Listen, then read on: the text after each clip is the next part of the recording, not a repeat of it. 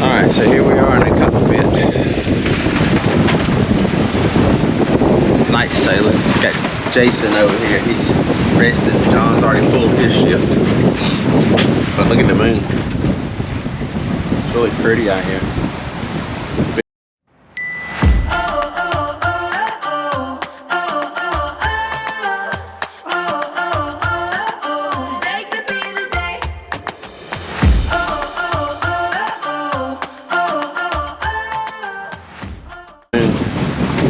Lots of wave action for sure.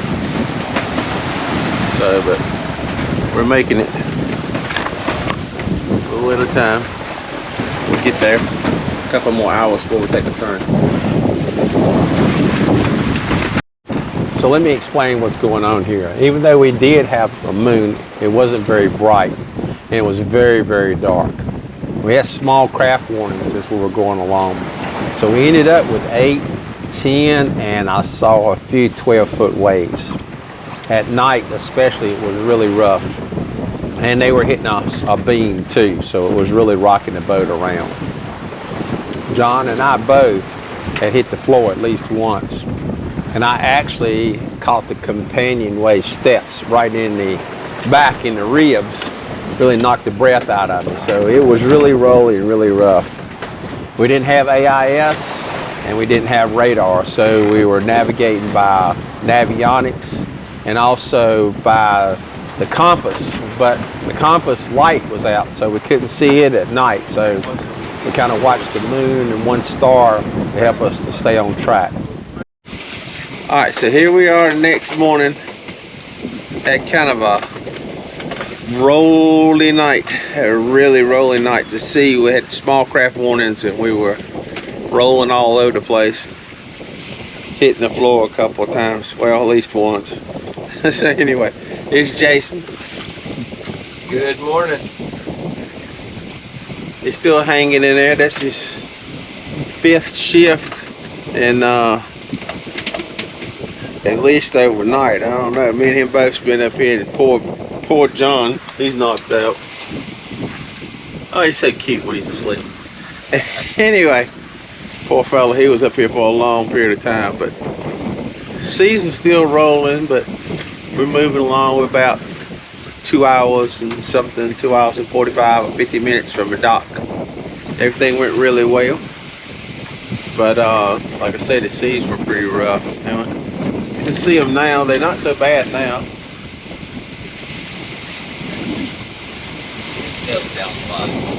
Down the line. Yeah, then we got a couple ships over here, some cargo ships, I think. Container ship, we saw one over there a while ago, I'm not sure what it was. So anyway, all in all, we had a good night. It was just a little bit rough without any autopilot. And the winds were good. We sailed probably most of the time we was over 5 knots for sure, sometimes way over 6 knots, so did good on the time. So I look forward to getting this baby in its little slip, and John's gonna be tickled to death to get there. So we had a good day, a good night. Oh yeah, and I forgot the moon, Jason. Gorgeous moon, almost completely full. Came across, lit up everything. Unbelievable. Yeah, the moon. I always wanted to sail with a good moon like it. I only have one other time at night. Had moon. The other time we had no moon, so it was really nice. It's almost like daylight out there. You could really see. So we'll keep going. Yeah, I'd say we go ahead and just start motoring in, and we'll leave the main up, furl the jib as we're going in. And the wind's, it's a bit of a beam breeze, so we need to keep the jib up until we get it. Okay, all right. It doesn't matter. But because we're going against the tide, I say we leave the main up, which means at crossroads. Okay. But so we'll center everything while we're motoring in right now. Go ahead and go, Tony, go ahead and gauge it. Just, we got to beat that tide. Throttle up. Go ahead and throttle up, yeah. So here we are getting ready to go in the inlet. John's gonna take over here in just a second once we get everything situated. You're gonna learn to come on through the inlet. That's 5 knots there, John. everybody's getting ready for everything. It's the Screamer. Here's Jason over here, cool headed. And it's a little bit of rest. John's having his first experience in his own boat coming through the jetties and Little River inlets. And he thinks this is a lot of fun. I think he's probably going to do a donut and go back, Jason, do it again. I mean, he thinks this is great. You know, good wave action. He's trying to not hit the pile of rocks on the jetties. And then he's doing a great job, Yes, sir, cool-headed. We definitely don't want to hit those jetties. They're serious. And we got the tides against us, so we're kind of fighting it. And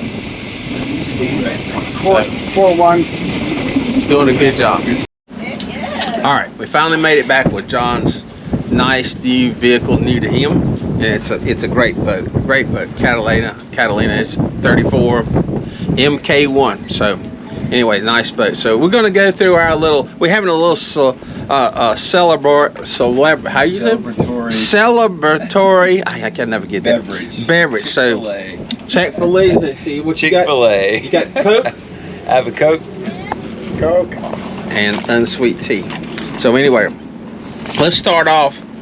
We're gonna start off with Jason first, and I want Jason to tell about kind of how things went and what he thought about the trip. So overall, the trip was pretty easy passage. Hit some choppier seas. Had a rough start in the beginning.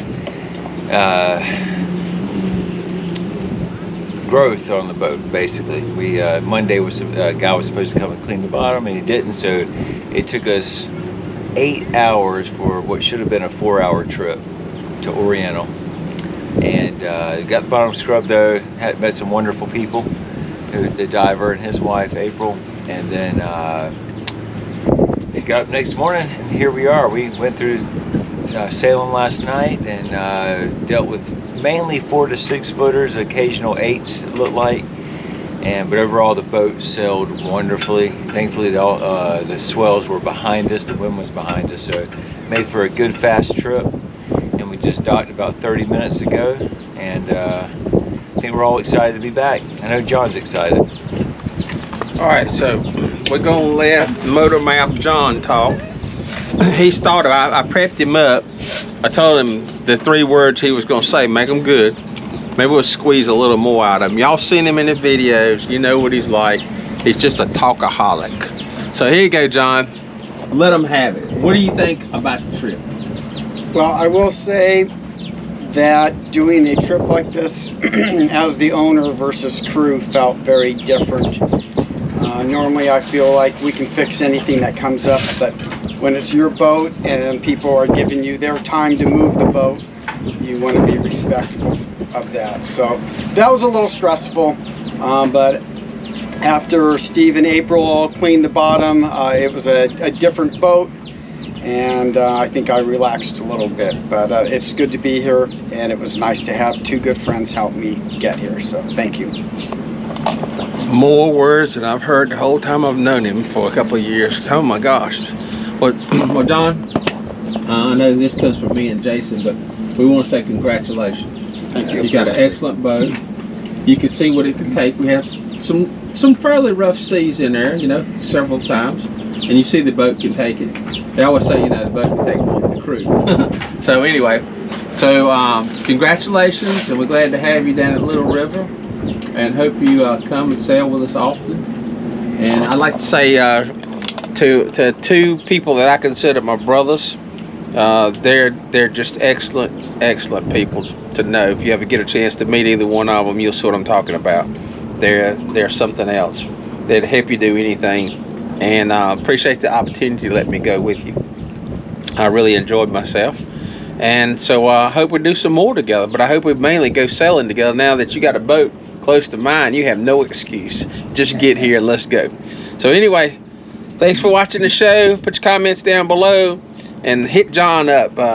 He don't have a DM, so I can't tell you, ladies. Maybe you can just put some comments and I'll send them to him. So here we go. Thanks. Next episode on Dreamweaver SV. It's a nice little boat. So what was your question, John? Yeah, so I was just saying, I found it really interesting watching you go through the process after you bought your boat, and just how much work you had to do to get it ready for the trip up to Myrtle. Yeah. Well, and like